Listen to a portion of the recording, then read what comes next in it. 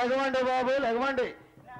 ఆ శుద్ధష్టమి పౌర్ణమి ఆషాఢమాస నాడు మీ శోభనానికి మంచి గడియ ఉందండి. ఆ పంతులు గారికి నమస్కారం చేయండి బాబు, నమస్కారం చేయండి, నమస్కారం చేయండి. ఓం నమ శివాయ, ఓం నమ శివాయ. హే దళితుడా, నీకు ఎప్పుడు తిండి గొడవ తప్పితే వేరే గొడవ లేదు. అది ఆకాశం ఉన్నది, అడుగుడు వస్తున్నాడు, అడుగు చూడండి. శ్రీరమ్మ జీవితం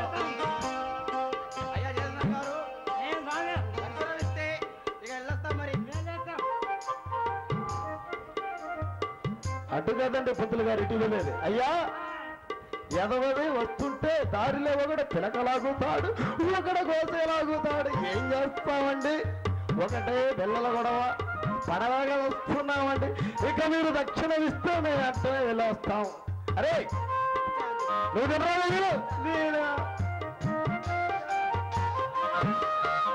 దరిద్ర వంశకారు జముడు కాగేదో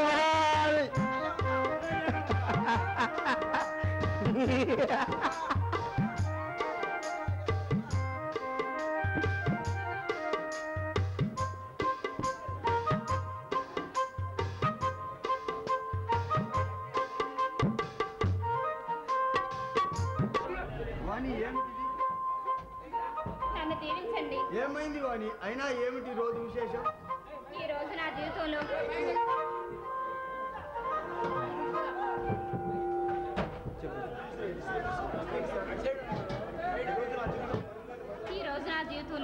మరువులేని మరిపురాని రోజండి. కారణం?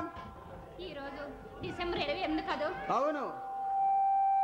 ఈ రోజు హైదరాబాద్ ట్యాంక్ బండపై వద్దు అని వద్దు. గతించిన జ్ఞాపకాలను గుర్తు తెచ్చుకొని నా మనసులో మానుతున్న గాయాన్ని తిరిగి గుర్తు చేయకు. నాకు పునర్జన్మను ప్రసాదించిన దేవుడికి నేను ఏమీ ఇవ్వలేని అభాగ్యురాల్ని. వాణి, నీకు నిజం చెప్పనా? ఆ రోజు ఆ సంఘటనే జరగలేదనుకుంటే అందమైన ఇల్లాలు నాకు భార్యగా దొరికేదా? అదంతా నచ్చలేని నిదర్శనం అండి.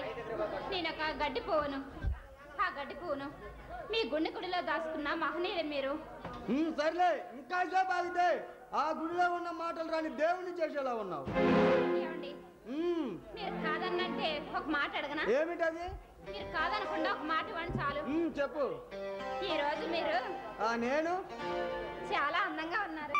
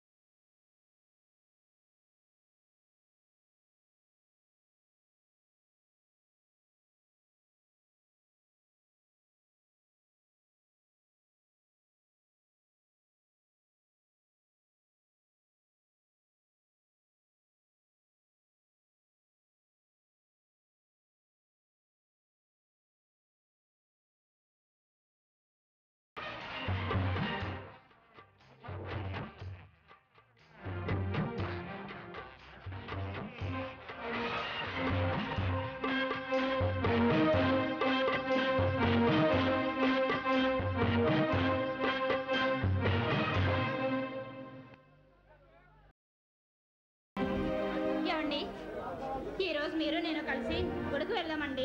నాకు తీరికలేదు వాణి, నువ్వు వెళ్ళిరా. ఏమిటో అంత తీరికలేని పని. వాణి ఏమిటి చిన్నపిల్ల? రేపు కోర్టులో కేసు విషయం తాలూకు రికార్డు తీసుకోవాలి. మీరెప్పుడు కోర్టులో కేసులు తప్ప కాస్తంత బాల్యమణితో గుడికి వెళ్ళి కోర్టులు తీసుకోమన్న ధ్యాసే ఉండదు. వాణి ప్లీజ్ ఈసారికి నన్ను వదిలేయ్. ఇది చాలా ఇంపార్టెంట్. ఏమిటా కేసు? బందుపాటు మల్లదొరదేగా పెద్ద ఆ కేసు బందుపాటు మల్లదొరదే. ఆ కేసు నేనే టేకప్ చేస్తున్నాను. నీకు తెలియదు. ఆ కేసు మీరు అయినా ఎందుకు అలా భయపడుతున్నావు? వాడేమన్నా కొమ్ములు తిరిగిన మొనగాడా లేక రక్తం తాగే రాక్షసుడా? ఒక దొంగ అన్యాయంగా ప్రజలను భయపెడుతూ ప్రభుత్వానికి దొరకకుండా అక్రమంగా అడవులని జంతువులను చంపి వ్యాపారం చేస్తూ పేకి చెట్లను నరికి సొమ్ము చేసుకొని ప్రతి ఒక్క కన్ను పేరు విని భయపడుతున్నావా? కాదండి, వాడు నరరూప రాక్షసుడని, వాడి అందరినో హతమార్చారని అసలు వాడి పేరు వింటుంటేనే భయంగా ఉందండి. వాడు దొంగతాటుగా ప్రభుత్వ ఉద్యోగుల్ని అందరినీ హతమార్చిన మాట నిజం. కానీ కాలం ఎప్పుడు ఒక్కడికే అనుకూలించదు. ఉన్నటి వరకు కాలం వాడికి అనుకూలించింది, ఇప్పుడు చట్టానికి అనుకూలిస్తుంది. నిన్న నల్లమల్లకొండల్లో వాళ్ళ గ్యాంగు సమావేశమైంది. అది తెలుసుకున్న పోలీసులు వాళ్ళని చుట్టుముట్టి కాల్పులు జరిపారు. ఆ కాల్పుల్లో అన్యాయంగా కొందరు బలైపోయారు, కొందరు పారిపోయారు. కానీ ఆ మల్లదొర మాత్రం ప్రభుత్వానికి దొరికిపోయాడు. నిజంగాని కోర్టులో హాజరుపరుస్తున్నారు. ఆ కేసు చీఫ్ జస్టిస్ గారు నాకు అప్పగించారు. పూర్తి బందోబస్తు. ఇప్పుడు వాడు మన ఊరిలోనే ఉన్నాడు. వాడు కోరల పీకిన పాము. వాణి నీకెన్నిసార్లు చెప్పాను నాకు పిరికి మందు నీరు పోయొద్దు అని.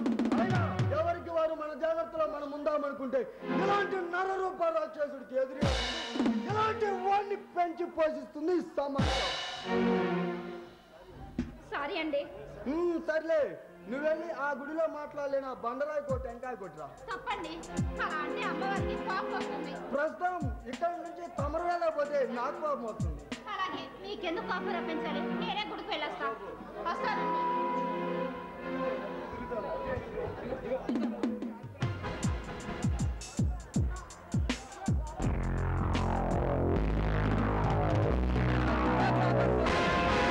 మీరు ముగ్గురు ఆడ ఒక్కలే ఉండండి.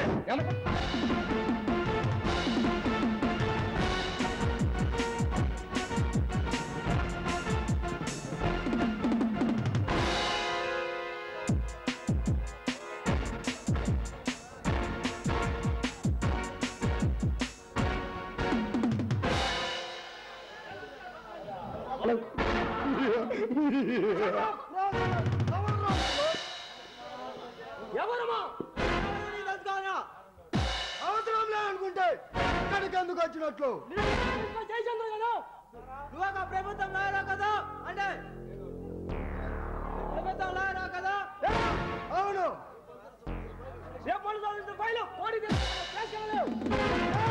అవును. ఏంటి అవును? రేపు నువ్వు కోర్టుకు వెళ్ళడం లేదు. అది చెప్పడానికి నువ్వెవర్రా? నేనేమో తెలుసు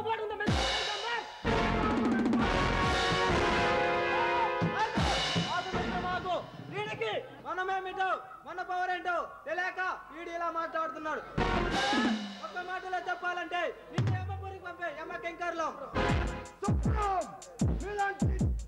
సుప్రం మర్యాదగా ఇక్కడి నుండి వెళ్ళకపోతే మీ శవాలను మీ దొరకు కానుక పంపాలి. మాట్లాడుకో. నువ్వు బొమ్మంటే పోయి కాదు నాయన. మరెవరు నాయన? జయచంద్ర, నువ్వు రెచ్చిపోయి మాట్లాడుకో. రక్తపాతం జరుగుతుంది. మీరు చెప్తే నేను వినాలా? అవును జయచంద్ర, మేము అన్నది అన్నట్లుగానే జరిగి తీరాల్సిందే.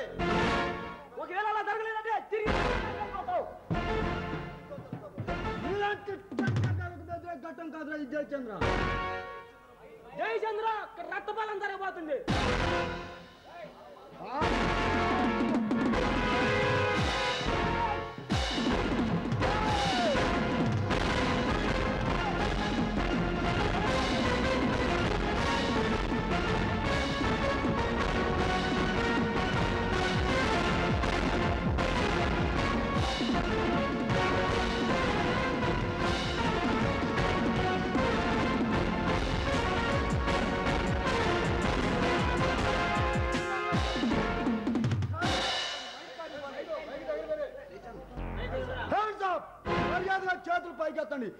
వదిలేరా కాల్చి పారేస్తా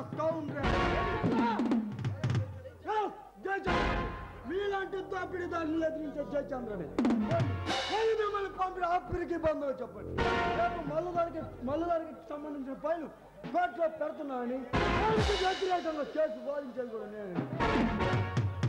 వాడికి దమ్మనేదే ఉంటే చట్టబద్ధంగా నన్ను ఎదుర్కోమని వారి కయ్యానికి కాదుతున్నావు.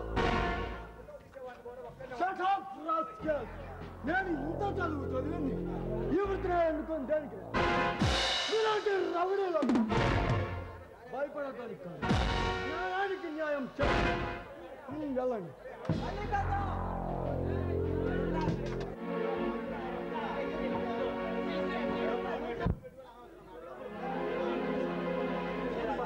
ఎక్కడికి వెళ్ళారబ్బా? వారికి దేవుడంటే కోపం, పైకి ఎలా ఉన్నా మనసు మాత్రం వెన్న.